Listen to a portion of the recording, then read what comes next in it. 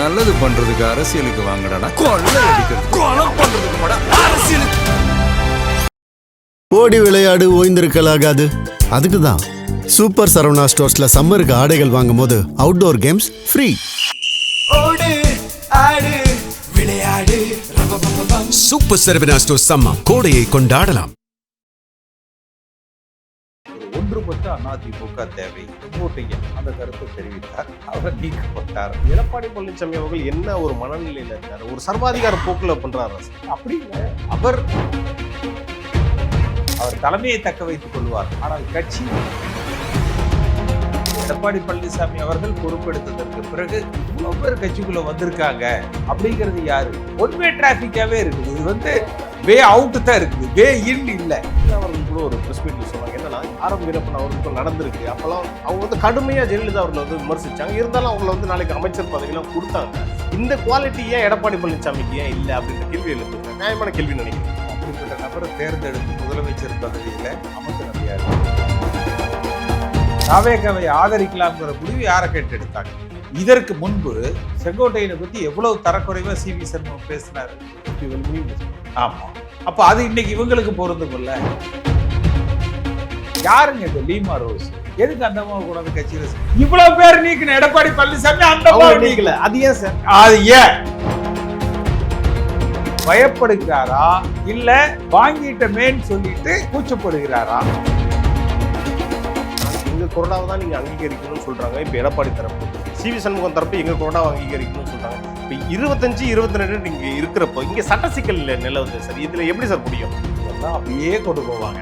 இந்த அரசாங்கத்துக்கு எது நல்லதோ அதை அவர் செய்வார். இந்த அரசாங்கத்துக்கு என்ன நல்லது? அந்த 25 பேர் சப்போர்ட் வேணும். அவரையும் கூட திரும்பி எடப்பாடி பழனிசாமி கூட சேர்ந்துடக்கூடாது, அதை பார்த்துப்பாங்க. அப்ப அந்த சண்டை பெருசு பண்ணி விடுவாங்க. கூடுதல் விலைக்கு விற்றால் நடவடிக்கைன்னு இவங்க டிவியில அறிவிச்சிட்டு இருக்காங்க. ஆனா வித்துட்டு இருக்காங்க. என்ன நடவடிக்கை எடுக்க போறாங்க? மகளிர் உரிமை தொகை 1000 ரூபாய் திமுக காலத்துல கொடுத்துட்டு இருந்தாங்க. நாளைக்கு கொடுக்கணும். இந்த முறை கொடுக்க முடியல, கொஞ்சம் மறுசீரமைப்பு தரணும், செய்யணும், கால அவகாசம் எடுக்குன்னு சொல்லிருக்காங்க. இவர்கள் 2500 ரூபாயா கொடுக்கிறோம்னு சொன்னாங்க. ஆனா வழக்கமா கொடுத்துக்கிட்டு இருந்த 1000 ரூபாய்க்கு இந்த காரணம் ஏற்புடையதாக இருக்காது. 5 நாள்ல மக்கள் பாராட்டுகிற எந்த செயலையும் அவர் இதுவரைக்கும் செய்யல. எல்லாமே விமர்சனத்துக்கு ஆளாயிருக்கு. திமுக ஒரு அடிப்படையிலேயே சிறந்த எதிர்கட்சி, நல்ல ஆளுங்கட்சியா என்பதை விட மிகச்சிறந்த எதிர்கட்சி.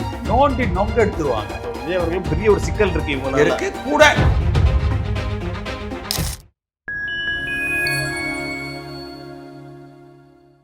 ஃபைன் டைம் நேயர்களுக்கு வணக்கம்.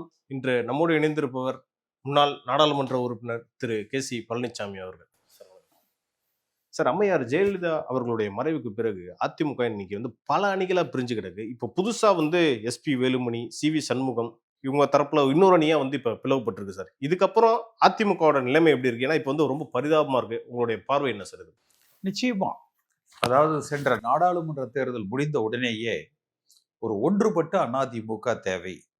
நீக்கப்பட்டவர்கள், விலக்கப்பட்டவர்கள், பிரிந்து சென்றவர்கள் எல்லோரையும் ஒருங்கிணைக்க வேண்டும் என்ற கருத்தை நான் தெரிவித்தேன். அதற்கு நல்ல வரவேற்பு இருந்தது. அதன் தொடர்ச்சியாக செங்கோட்டையன் அந்த கருத்தை தெரிவித்தார். அவர் நீக்கப்பட்டார். அன்றைக்கு ஒரு 6 அமைச்சர்கள் இந்த கருத்தை வலியுறுத்தி இருக்கிறார்கள்னு சொன்னாங்க. அந்த 6 அமைச்சர்கள் தான் இன்றைக்கு இந்த முடிவை அன்றைக்கே அவர்கள் செங்கோட்டையின் நீக்கத்தின் பொழுது எடுத்திருந்தாங்கன்னா பலன் அளிச்சிருக்கும். இந்த முறை தேர்தலில் ஒன்றுபட்ட அதிமுக வென்று ஆட்சி அமைக்கிற வாய்ப்பை பெற்றிருக்கும். இப்ப எடப்பாடி பழனிசாமி அவர்கள் என்ன ஒரு மனநிலையில இருக்காரு? ஒரு சர்வாதிகார போக்குல பண்றாரா சார்? அப்படி இல்லை, அவர் கட்சி கட்டுப்பாடு என்கிற பெயரில் தன்னுடைய பதவியை தக்க வைத்துக் கொள்வதில் முனைப்பாக இருக்கிறார். இது அந்த கட்சிக்கு உண்மையில நல்லதுன்னு நினைக்கிறீங்களா? இவர் தலைமையில இயங்குற ஒரு கட்சி, அதாவது ஆபரேஷன் சக்சஸ், பேஷண்ட் டைடு, அவ்வளவுதான். அவர் தலைமையை தக்க வைத்துக் கொள்வார்.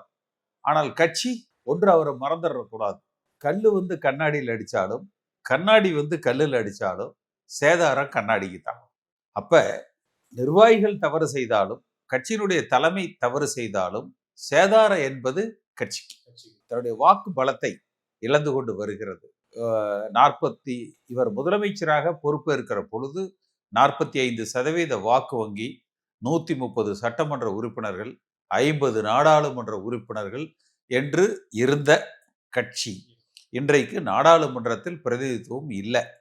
சட்டமன்றத்தில் வெறும் 47 என்கிற நிலைக்கு சுருங்கி வாக்கு வங்கி சதவீதமும் 21 22 என்கிற அளவுக்கு சரிபாதியாக குறைந்திருக்கிறது. இது இப்ப இருக்கிற இந்த பிரச்சனைக்கு முன்பு இதுல என்ன குறையுது அப்படிங்கிறது தெரியல. அதனால கருத்து வேறுபாடுகள்ல நடவடிக்கை இதெல்லாம் சரி.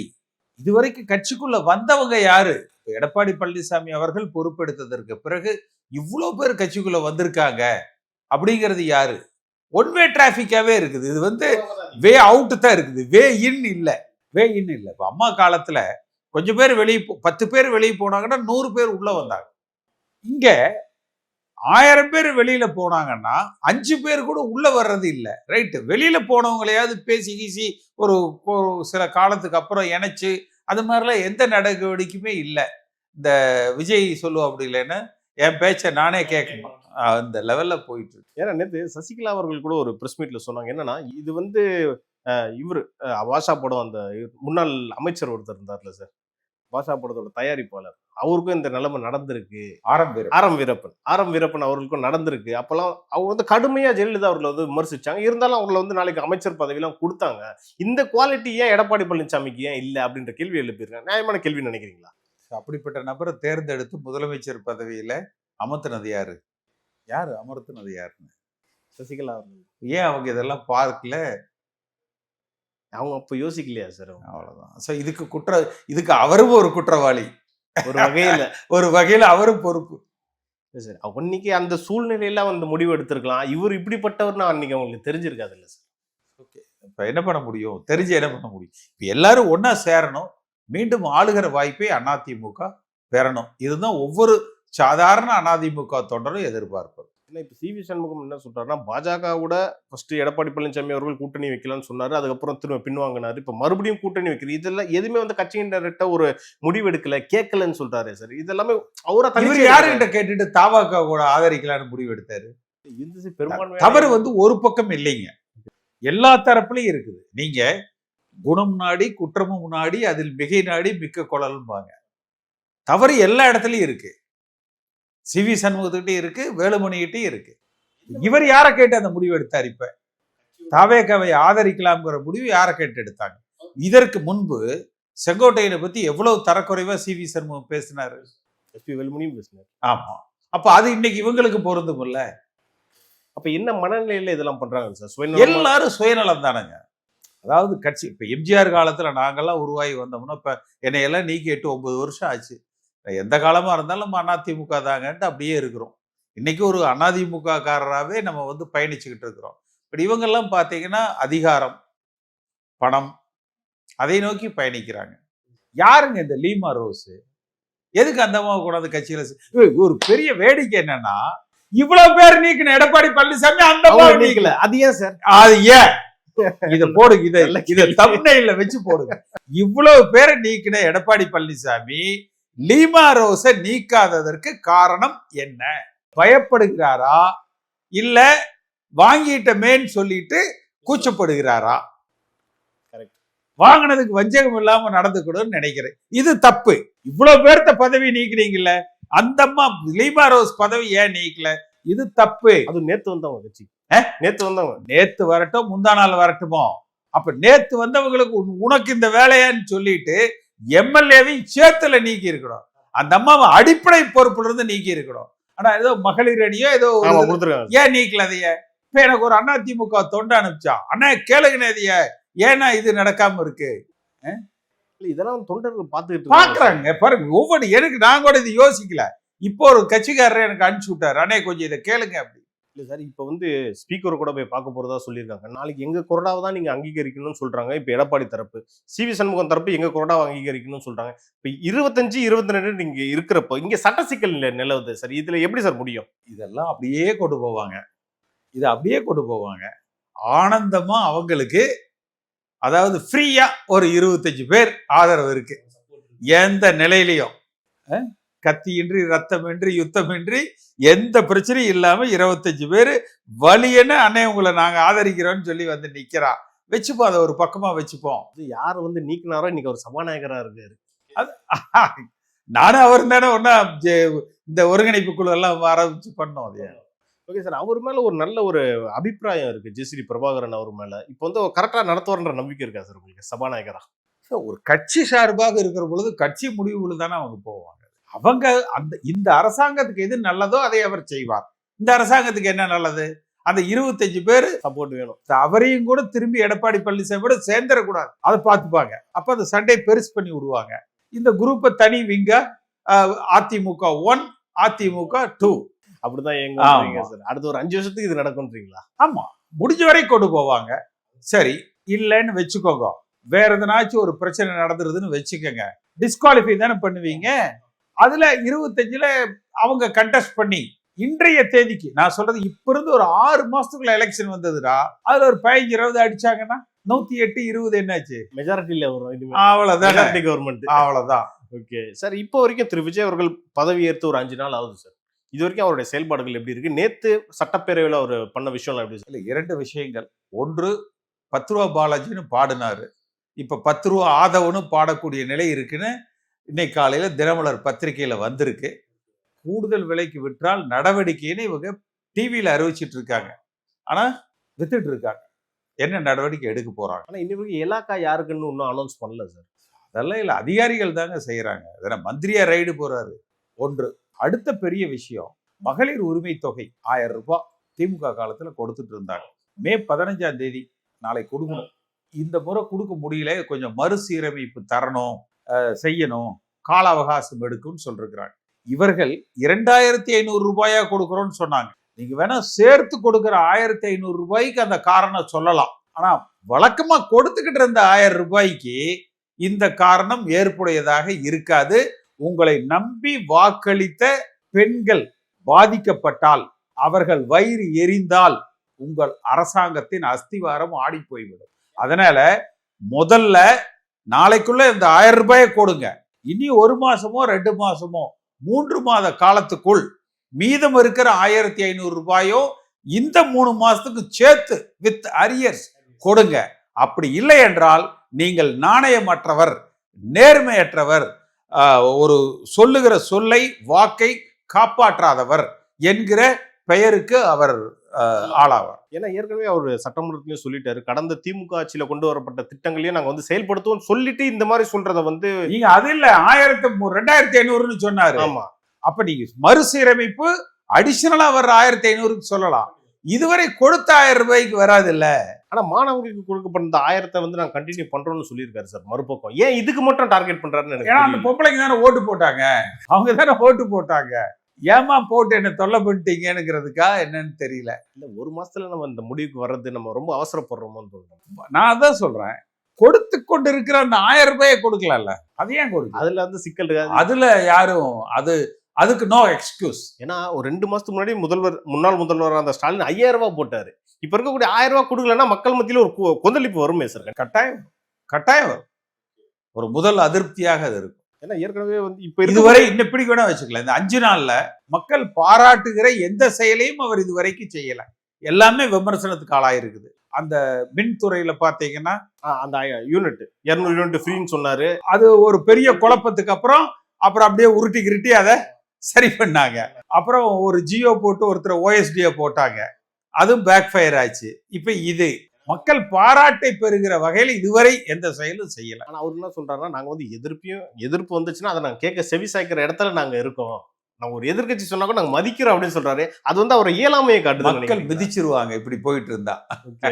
ஃபர்ஸ்ட் ஒரு 5 நாள்லயே இப்படி ஒரு சர்க்கிள் சார். அடுத்து அவர் வரக்கூடிய சிக்கல் என்ன சார் இருக்கு? நிறைய இல்ல, அவருடைய சிக்கல் அப்படிங்கறதெல்லாம் ஒண்ணும் இல்லைங்க. நேர்மையா இருந்தா நல்லா நடத்தலாம்.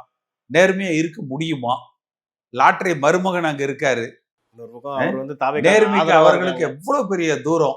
ஒன்று, இப்ப எப்படி லீமா ரோஸை நீக்கிறதுக்கு எடப்பாடி பழனிசாமி தயங்குறாரோ, அது மாதிரி லாட்டரி ஏதாவது தப்பு பண்ணா நடவடிக்கை எடுக்கிறதுக்கு இவர் தயங்குவாரா, இல்ல நடவடிக்கை எடுப்பாரா?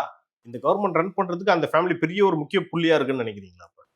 கவர்மெண்ட் ரன் பண்றதுக்கெல்லாம் முக்கிய புள்ளியெல்லாம் இல்ல. இவர்களது கடந்த கால நிகழ்வுகளுக்கு பெரிய அளவுல அவர்கள் பொருளாதாரம் பயன்பட்டிருப்பதாக பொது வழிகளில் பேசப்படுகிறது. ஓகே சார், முதலமைச்சரா புதுசா பதவி ஏற்றிருக்கார் திரு விஜய் அவர்கள். அவர் எப்படி செயல்படணும், அவருக்கான மெசேஜ் மட்டும் நீங்க சொல்லிருங்க சார். இல்ல, மிகப்பெரிய ஒரு மக்கள் நம்பிக்கையை பெற்றிருக்கிறார்.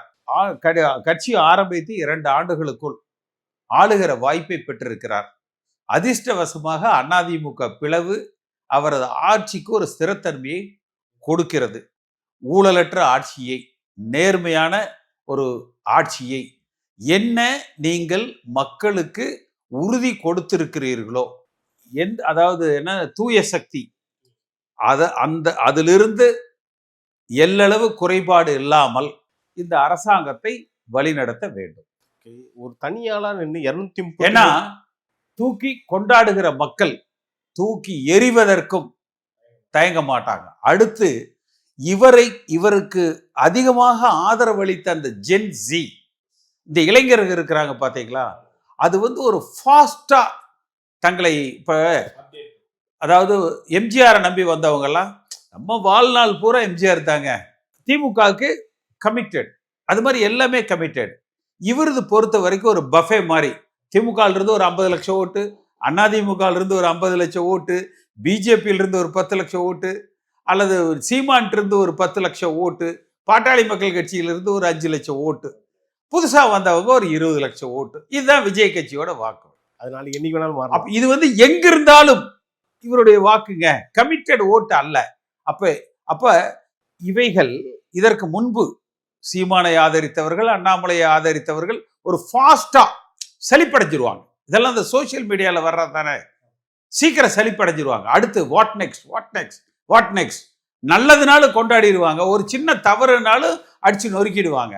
அதனால மிக ஜாக்கிரதையாக நடக்கணும். எதிர்கட்சி தலைவரா இப்ப புதுசா உதயநிதி ஸ்டாலின் அவர்கள் இப்ப வந்திருக்காரு. அவருடைய செயல்பாடுகள் நேற்று பேசின வரைக்கும் நீங்க கவனிச்சிருப்பீங்க. வர விடுங்க, திமுக கட்சி எதிர்கட்சி அரசியலுக்கு பழக்கப்பட்ட கட்சி. திமுக ஒரு அடிப்படையிலேயே சிறந்த எதிர்கட்சி, நல்ல ஆளுங்கட்சியா என்பதை விட மிகச்சிறந்த எதிர்கட்சி. நோண்டி நொங்க எடுத்துருவாங்க. அப்ப விஜய் அவர்களும் பெரிய ஒரு சிக்கல் இருக்கு, இவங்க கூட அதிமுக இருக்கு. அப்புறம் சமூக வலைதளங்களுடைய தாக்கம் அதிகமா இருக்கு. ஒரு சிறு தவறு என்றாலும் கூட உலக அளவுல பேசப்படும். இந்த எலெக்ஷன்ல ஒரு 90-95% சமூக ஊடகங்களால தான் விஜய் ஜெயிச்சார்ன்றதை நீங்க ஏத்துக்கிறீங்க? நிச்சயமா. ஓகே சார், பல விஷயங்கள் நம்ம இன்னைக்கு சமூக பேசணும்.